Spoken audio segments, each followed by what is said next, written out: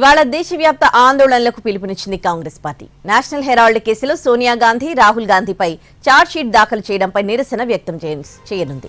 సోనియా, రాహుల్తో పాటు పలువురు కాంగ్రెస్ నేతల పేర్లను ఈడీ తన ఛార్జ్షీట్లో పొందుపరిచింది.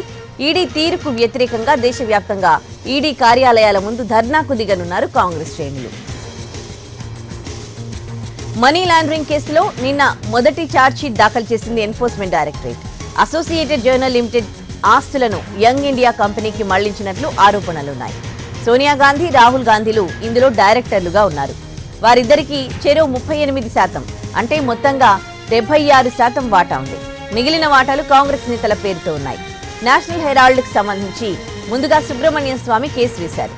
2019లో 64 కోట్ల విలువైన ఆస్తులను ఈడీ అటాచ్ చేసింది.